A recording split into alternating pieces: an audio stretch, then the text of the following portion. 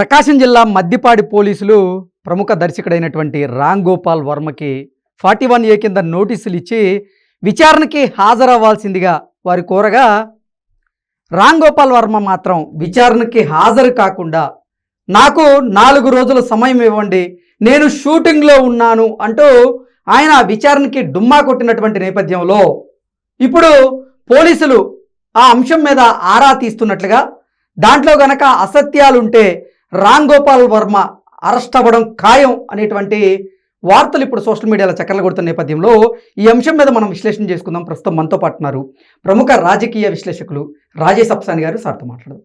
Sir నమస్తే sir. Ram Gopal వర్మకి మద్దిపాడి పోలీసులు 41A కింద నోటీసులు ఇచ్చారు, విచారణకు హాజరవ్వమన్నారు. తాను మాత్రం విచారణకి డుమ్మా కొట్టారు. ఒక రీజన్ అయితే చెప్పారు. ఆ రీజన్ నిజమా అబద్ధమా అనేది ఇప్పుడు ఆరా తీసేటువంటి పనిలో పోలీసులు ఉన్నారు. ఒకవేళ గనక ఆయన చెప్పింది అసత్యం అయితే రామ్ గోపాల్ వర్మ అరెస్ట్ అవ్వడం ఖాయం అనేటువంటి వార్తలు వస్తున్నాయి. దీని మీద మీ విశ్లేషణ ఏంటి సార్? ఇవాళ మనం చాలా ఘనంగా చెప్పుకునే కొటేషన్ ఒకటి ఉంది sir. More loyalty the king than the Kingdom అంటారు. రాజ్యం కన్నా రాజుకి అతి విధేయత ప్రదర్శించేవాడు అని చెప్పని. రామ్ గోపాల్ వర్మకి 100కి 100 అది వర్తిస్తుంది. మొదట తనని తాను రాజ్యం కన్నా పెద్దవాడిగా అతను భావిస్తూ ఉంటాడు. అలాగే జగన్మోహన్ రెడ్డిని సర్వసత్తాక అంటే ఇక అన్నిటికీ అతీతమైన వ్యక్తిగా ఈయన ఫీల్ అవుతూ ఉన్నాడు. ఆ నేపథ్యంలోనే జగన్మోహన్ రెడ్డే శాశ్వతంగా ఈ రాష్ట్రాన్ని పరిపాలిస్తాడు, ఆయన చల్లని దీవెనలు ఉంటే చాలు, చట్టము రాజ్యాంగము వ్యవస్థలు నన్నేమీ చెయ్యలేవు, మనకి కొడాలని చెప్తూ ఉండేవాడు, నా చిటికినేల మీద బొచ్చు కూడా బేకలేరు, ఇంకా జగన్మోహన్ రెడ్డి ఏం చేయగలుగుతారు అని చెప్పి. అలాగే రామ్ గోపాల్ వర్మ కూడా సేమ్ అదే భావజాలంలో వ్యవహరించాడు. ఓకే, అతను నేను వ్యవస్థల కన్నా పెద్దాన్ని, నేను చట్టానికి జవాబుదారి కాదు, నేను ఏం చేసినా చలామణి అవుద్ది అని చెప్పనే ఒక వైఖరి ప్రదర్శించి విలేకరులు ఎప్పుడన్నా సార్ మీరు ఇట్లాంటి సినిమాలు తీస్తున్నారు, సమాజానికి ఏం సందేశం ఇస్తూ ఉన్నారు, యువతకి పెడదోరణ పట్టట్లేదా, మీకు సామాజిక బాధ్యత లేదా అని చెప్పని ఎవరన్నా ప్రస్తావిస్తేనే విపరీతంగా ఫ్రస్ట్రేట్ అయిపోయేవాడు. నేను సామాజిక బాధ్యత పాటించడం ఏంటి, నేనేమన్నా సంఘ సంస్కర్తనా, సమాజంలో పరివర్తన తీసుకురావటం నా డ్యూటీయా, నేను ఒక మూవీ మేకర్ని, నాకు నచ్చిన సినిమా తీస్తా, నేను తీసిన సినిమా కమర్షియల్ వైబిలిటీ నాకు ప్రాధాన్యం. అంటే నువ్వు ఏ చెత్త అయినా తీస్తావు, ఏ చెత్త తీసి దాన్ని ప్రచారం చేసుకోవడానికి ఏ పెడదూరంలో దొక్కుతావు. అంటే ఏంటి, డబ్బు ఇస్తే ఏ గడ్డైనా తింటానని చెప్తున్నాడు. నాకు డబ్బు ప్రాధాన్యం, దానికోసం ఏ గడ్డి తినటానికైనా నేను సిద్ధం, నేను ఏ చెత్తనైనా సరే సమాజం ముందు ఆవిష్కరించడానికి సిద్ధం అని చెప్పిన వ్యక్తి.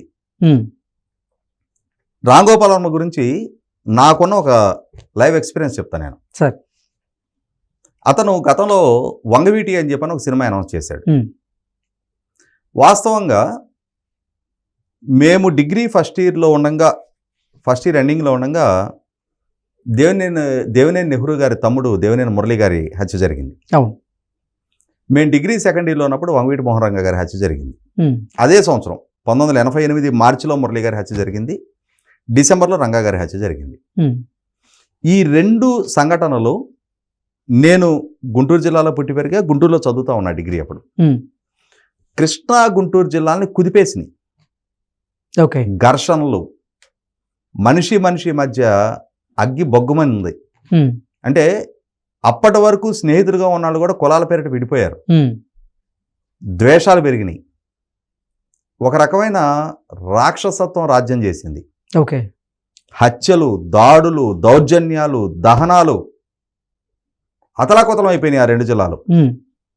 26 రోజులు గుంటూరు కర్ఫ్యూలో ఉంది. ఓకే, కాలేజీలు, హాస్పిటల్స్, మెడికల్ షాపులు, ఆఖరికి టీ స్టాల్ నడుపుకునే వాళ్ళ ఆ టీ స్టాల్ కూడా దహనమైనాయి. ఇటువంటి పరిస్థితులు చవిచూసినాయి ఆ 2 జిల్లాలు. ఆ గాయాల నుంచి దశాబ్దాలు గడిచిపోయింది. ఇవాళ ఆ రోజు ఇట్లా జరిగిందని చెప్తేనే మీ బోటాలకు తెలుస్తుంది. ఎందుకంటే మీకు అప్పుడు చిన్నపిల్లలో అసలు మీకు అవగాహన కూడా ఉండకపోవచ్చు ఆ రోజుల్లో. ఆ రోజు ఇట్లా జరిగిందా అని చెప్పని మా బోటాలని చెప్తేనే మీకు తెలుస్తుంది. అంటే దాని నుంచి చాలా సమాజం ముందుకు జరిగిపోయింది. ఇవాళ ఆ పీడకలాలు గుర్తు చేసుకోవాలని కూడా ఆ రోజు బాధితులుగా ఉన్నాడు కూడా కోరుకోరు. వీటన్నిటికి తోడు ఆ రోజు ఆ ఘర్షణలకి బాధ్యులైన కుటుంబాలు కూడా వాటిని మర్చిపోవడానికి సిద్ధపడిపోయారు. వాటిని దాటేసి చాలా ముందుకెళ్ళిపోయారు. ఇటువంటి నేపథ్యంలో ఇతను ఇప్పుడు మళ్ళీ ఆ సినిమా ప్రకటిస్తా ఉన్నాడు. ఆ కుటుంబ సభ్యులకు కూడా అది సమర్థనీయం కాదు. వాళ్ళు కూడా ఒప్పుకోరు ఆ సినిమా తీయటానికి. ఆ రోజు జరిగిన సంఘటనలన్నీ మా కళ్ళ ముందు ఉన్నాయి. ఆ సంఘటనల్లో ఇన్ఫ్లుయెన్స్ అయ్యి ఆ సంఘటనల్లో ఒక రకంగా మా కెరీర్లు కూడా స్పాయిల్ చేసుకున్న జనరేషన్ మాది. మా ఏజ్ అట్లాంటిది, ఆవేశంతో కూడుకున్న ఏజ్, దూకుడుగా ఉండే వాళ్ళందరం ఇన్ఫ్లుయెన్స్ అయ్యాం. అటో ఇటో ఎటో ఒక పక్క ఆ ఇంపాక్ట్ మా అందరి మీద పడింది. చదువులు దెబ్బతిన్నాయి, ఘర్షణల్లో ఇన్వాల్వ్ అయ్యాం, కుటుంబాలు అల్లాడిపోయారు. అసలు వీళ్ళు బతికి ఇళ్ళకు వస్తారా రారా అని చెప్పని అటువంటి ఒక సంఘర్షణపూరిత వాతావరణం. ఈ నేపథ్యంలో అతను ఆ సినిమా అనౌన్స్ చేస్తే నాకు అనిపించింది, ఇప్పుడు కొత్త జనరేషన్ వచ్చేసారు పిల్లలు, వీళ్ళకి వాళ్ళ ఆ కులాల గురించి ఆ భావజాలం ఉండట్లేదు. ఆ ద్వేషం, ఆ రౌడీజాలు, ఆ ఘర్షణ వాతావరణంలో ఇప్పుడు పిల్లలు పెరగట్లేదు. అటువంటప్పుడు ఇతను ఈ టాపిక్ ఎందుకు ఎంచుకున్నాడు సినిమా తీయటానికి? ఇతను సినిమా తీయాలి అంటే వేరే సబ్జెక్టులు దొరకవా అని చెప్పని అనుకుంటున్నాను నేను. అనుకుంటున్న సందర్భంలో HMTVలో ఒక డే టైము ఇతను లైవ్ ఇంటర్వ్యూ పెట్టారు. సరే కనెక్ట్ అవుద్దో లేదో అని చెప్పని నేను నెట్లో ఆ HMTV నెంబర్ చూసి వాళ్ళకి కాల్ చేశాను. నేను కాల్ చేస్తే కనెక్ట్ చేశారు కాలు. ఓకే, కనెక్ట్ చేస్తే నేను రాంగోపాలవరంతో మాట్లాడా. ఆ రోజు ఇంపాక్ట్ అయిన వాళ్ళలో నేను కూడా ఒకడిని. ఆ ప్రభావంలో చాలామంది జీవితాలు సర్వనాశనం అయిపోయినాయి. చదవగలిగిన వాళ్ళు కూడా చదువులు పోగొట్టుకున్నారు, కేసులు పాలయ్యారు, హత్యలు గావింపబడ్డారు, కుటుంబాలు చిన్నాభిన్నమైనవి. ఇవాళ ఆ గాయాలు మర్చిపోయి దశాబ్దాల కాలం గడిచిపోయింది. మీరు ఇప్పుడు ఈ టాపిక్ ఎందుకు తీసుకుంటున్నారు అని చెప్పని అడిగాను నేను.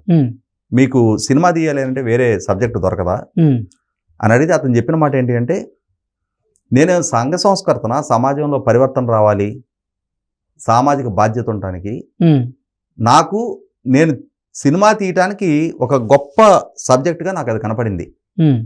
నేను తీస్తున్నా. నా సినిమా కమర్షియల్ వైబిలిటీ నాకు ఇంపార్టెంట్. సమాజంలో శాంతి భద్రతలో ఘర్షణలు చెలరేగుతాయి అంటే అది ప్రభుత్వాల బాధ్యత. దాన్ని అరికట్టాల్సిన బాధ్యత ప్రభుత్వాలది. అంటే నేను తప్పు చేస్తాననే ఆలోచన అతని దగ్గర ఎక్కడ లేదు.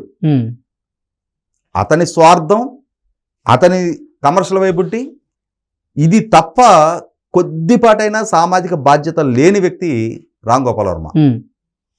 అటువంటి వ్యక్తి జగన్మోహన్ రెడ్డి గారి మెహర్బానీ కోసం వాళ్ళు విసిరే ఎంగిలి మెతుకులకు ఆశపడి జగన్మోహన్ రెడ్డి గారికి రాజకీయంగా ఎలివేషన్ ఇవ్వటం కోసం ఒక సినిమా తీసావు. తీసుకో. జగన్మోహన్ రెడ్డి గారిని వీరుడు, సూర్యుడు, ధీరుడు, బ్రహ్మాండం, భజగోవిందం అని చెప్పని భజన చేస్తూ సినిమాది. ఆయన పేరిట శ్రీరామకోటి రాపించినట్టుగా జగన్ జగన్ జై జగన్ జై జగన్ అని చెప్పని రామకోటిలు రాపించు, జగన్ కోటిలు రాపించు. కానీ జగన్మోహన్ రెడ్డి గారికి ఎలివేషన్ ఇవ్వటం కోసం, జగన్మోహన్ రెడ్డి గారి రాజకీయ ప్రత్యర్థుల్ని కించపరుస్తా నేను సినిమాలు తీస్తాను అని అంటే ఆ పాత్రల్ని ప్యారడీగా సృష్టించుకో. కానీ ఆ సినిమా ప్రచారం కోసం అసలు సిసలు చంద్రబాబు నాయుడు గారి ఫేసు, లోకేష్ ఫేసు, పవన్ కళ్యాణ్ గారి ఫేసు, ఆ మొహాలని పశువులకి మార్ఫింగ్ చేసి పోస్టర్లు రిలీజ్ చేస్తావా? ఎంత బరితెగింపు, కండకావరం! అంటే ఈ జగన్మోహన్ రెడ్డి ఈ రాష్ట్రానికి శాశ్వతంగా ముఖ్యమంత్రిగా ఉంటాడు. జగన్మోహన్ రెడ్డి రాజకీయ ప్రత్యర్థుల్ని నేను నా బూటి కింద నలిపేస్తాననే అహంకారంతో మహిళల ఫోటో, అంటే బాడీలు మహిళలవి, తలలు మార్ఫింగ్ చేసి ఈ ముగ్గురు ఫోటోలు పెట్టాడు. పవన్ కళ్యాణ్ గారిని చంద్రబాబు నాయుడు గారికి దత్తపుత్రుడు అని చెప్పని చంద్రబాబు నాయుడు గారు ఏదో ఒక పిల్లాడిని సంకనెత్తుకున్నట్టుగా ఆ తల ఒక పిల్లాడి బాడీకి తల పవన్ కళ్యాణ్ గారిది పెట్టి, అంటే ఈ రకమైన జుగుత్సాకరంగా వ్యక్తిత్వహనానికి పాల్పడతా రాష్ట్రాన్ని పరిపాలించిన నాయకుల్ని, సమాజంలో ప్రభావితం చేయగలిగే నాయకుల్ని, లక్షల కోట్ల మంది ఫాలోవర్స్ ఉన్న నాయకుల్ని నీ ఇష్టరీతిన నువ్వు మార్ఫింగ్ చేస్తావా? చేస్తే ఇవాళ చట్టపరంగా కాన్సిక్వెన్సెస్ కూడా ఎదుర్కొని తీరాలి. ఇంకా నీ అదృష్టం ఏంటి అంటే ఆ తెలుగుదేశం శ్రేణులు సమయం పాటించి నీ జోలికి భౌతికంగా నీ దాకా రాలా. అదే ఒక 25 సంవత్సరాల క్రితం మేము యంగ్స్టర్స్గా ఉన్న రోజుల్లో అయితే పోలీసులు కేసులు అని చెప్పని ఆగేవాళ్ళం కాదు. నడింట్లోకి వెళ్ళి జుట్టు పట్టుకొని బయటికి లాక్కొచ్చేవాళ్ళం. ఏం జరగాల జరిగి ఉండేది ఆ రోజుల్లో. కానీ ఏంటంటే రోజులు మారిని, ఇవాళ పాలిష్డ్గా బతకడానికి అలవాటు పడుతున్నాం, వీలైనంత వరకు కంఫర్ట్గా బతకాలనుకుంటున్నాం. కాబట్టి ఆ ఘర్షణపూరిత వాతావరణం నుంచి దూరం జరిగాం అందరం. దాన్ని అడ్వాంటేజ్గా తీసుకొని సంస్కారహీనత్వాన్ని ప్రదర్శిస్తా ఈ రకమైన పోస్టర్లు రిలీజ్ చేసావు. రామలింగయ్య అని చెప్పని మద్దిపాడు ప్రాంతానికి సంబంధించిన ఒక రైతు, తెలుగుదేశం కార్యకర్త, వాళ్ళ నాయకుడిని అవమానించాడు. అతని మనోభావాలు దెబ్బతిన్నాయని చెప్పని అతను కేసు రిజిస్టర్ చేశాడు.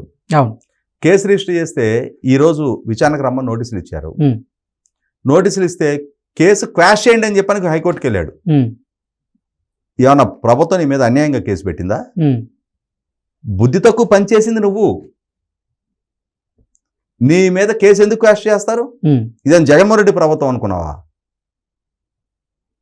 ఇతని గురించి కొలిక్పూడి శ్రీనివాస్ గారు ఒక టీవీ ఇంటర్వ్యూలో ఒక వ్యాఖ్య చేశాడు అని చెప్పని పెద్ద పోలీస్ కాన్వాయ్ని ముందు పైలట్ వెహికల్ని పెట్టుకొని కాన్వాయ్ని వేసుకొని వెళ్ళి డీజీపీ గారికి కంప్లైంట్ ఇచ్చాడు ఆ రోజున. నా ప్రాణాలకి ముప్పు ఉంది, నాకు రక్షణ కావాలి అని చెప్పని. అంటే ఆ రోజు పోలీస్ డిపార్ట్మెంట్ కావాలి. ఈరోజు క్వాష్ చేయమని వెళ్ళాడు, పరిగణలోకి తీసుకోవాలా. పోనీ విచారణ కొన్నాడు వాయిదా వేయండి అని అడిగాడు.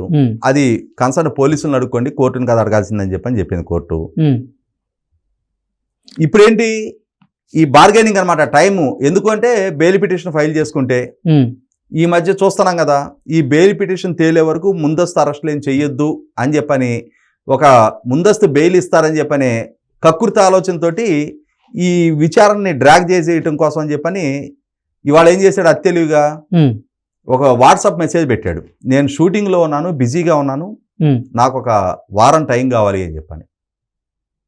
పోలీసులు సరే 4 రోజులు టైం ఇస్తున్నాం అని చెప్పని ఇప్పుడు వాళ్ళు విచారించడం మొదలుపెట్టారు. నిజంగానే షూటింగ్లో ఉన్నాడా, ఇవాళ పోలీస్ డిపార్ట్మెంట్ని తప్పుదో పట్టిస్తున్నాడా, అసలు ఇతనికి సినిమాలు ఉన్నాయా లేవా, ఇతను ఏదైనా సినిమా తీస్తుంటే కదా షూటింగ్లో బిజీగా ఉండడానికి. ఇప్పుడు ఇతను సినిమా గనక తీయకుండా ఉండి ఇప్పుడు ఖాళీగా ఉండి విచారణకు వెళ్ళకపోతే పరిస్థితి ఎలా ఉంటుంది సార్? జుట్టు పట్టుకొని లాక్కెళ్ళాలి. ఎందుకంటే ఇవాళ విచారణ సంస్థని తప్పుదో పట్టించినట్టుగా, తప్పుడు సమాచారం ఇచ్చినట్టుగా. ఇవాళ జెన్యూన్ రీజన్ ఉంది, ఒక అనారోగ్య సమస్య లేకపోతే నిజంగానే వీలు కాని పరిస్థితి, పోలీసుల్ని అభ్యర్థించి టైం తీసుకోవచ్చు, తప్పులేదు దాంట్లో. కానీ సహేతుకమైన కారణం లేకుండా వాళ్ళని తప్పుదో పట్టించే సమాచారం ఇచ్చి ఇటువంటి చిల్లర వ్యవహారాలు చేసినప్పుడు ఖచ్చితంగా దాన్ని ఆక్షేపించి తీరాల్సిందే, దానికి తగిన పెనాల్టీ విధించి తీరాల్సిందే, కోర్టు కూడా తెలియజేయాలి. బెయిల్ పిటిషన్ ఫైల్ చేసుకుంటే ఇతను ఈ విధమైన అసత్యాలు చెప్పి పోలీస్ అధికారులను తప్పుదో పట్టిస్తున్నాడని చెప్పని కోర్టు దృష్టి కూడా తీసుకెళ్ళాలి. అంటే ఆ కోర్టు దగ్గర నుంచి కూడా ఏ ఇమ్యూనిటీ దక్కకుండా చూడాలి. నా ఉద్దేశం అయితే కోర్టులు కూడా ఇటువంటి సెలబ్రిటీల ముసుగులో ఉండి భావ ప్రకటన స్వేచ్ఛ ముసుగులో ఏది చేసినా చలమనవుద్ది, మేము క్రియేటర్లము, మా క్రియేటివిటీ ఇది అని చెప్పని. నీ క్రియేటివిటీ అయితే ఏం చేస్తావు నువ్వు? నువ్వే విట్లాచార్య సినిమా తీస్తున్నావా? ఆయన ఇట్లా మంత్రి చేయంగానే హీరో ఏకాయకన కుక్క అయిపోవటం, లేదు నీళ్లు చల్లగానే కుక్క మళ్ళా హీరో అయిపోవటం, అది కాదు. ఇది సినిమా కాదు, ఇది నిజ జీవితం. ప్రజాస్వామ్యంలో బాధ్యత కలిగిన నాయకులని, కోట్ల మంది ప్రజలకు ప్రాతినిధ్యం వహించే నాయకుల్ని మార్ఫింగ్ చేసి వాళ్ళని అవమానపరుస్తూ ఫోటోలు వేస్తావా? ఇవాళ వాళ్ళ వెనక కోట్ల మంది అనుచరులు ఉన్నారు, వాళ్ళ అభిమానులు ఉన్నారు, వాళ్ళ ఆదేశాలే శిరోధార్యంగా భావించే వాళ్ళు ఉన్నారు. వాస్తవంగా వాళ్ళు గనక తిరగబడితే అసలు నీ పరిస్థితి ఏంటి? కాబట్టి ఇప్పటికైనా ఒళ్ళు దగ్గర పెట్టుకొని నా వల్ల జరిగింది తప్పు, క్షమించండి అని ముగిలిత హస్తాలతో వేడుకుంటే ఏదైనా నిన్ను పరిగణలోకి తీసుకుంటారు. కానీ కాదు, నేను ఒక సూపర్ మ్యాన్ని, నేను ఏమైనా చేయగలను అనుకుంటే నీ వల్ల ఏమీ కాదు, నువ్వేం చేయలేవు. నువ్వు ఒక సామాన్య అర్భకుడివి మాత్రమే. ఇవాళ చట్టం కన్నా ఎక్కడ ఏ స్థాయిలో కూడా నీకు అధికం కాదు. కాబట్టి అన్ని పాఠాలు నేర్పటం అవుద్ది. ఈ నెత్తికెక్కిన కాళ్ళని అసలు స్థానంలోకి, గాల్లో తేలుతున్న కాళ్ళని నేల మీదకి రప్పిస్తాయి. Okay sir, thank you sir.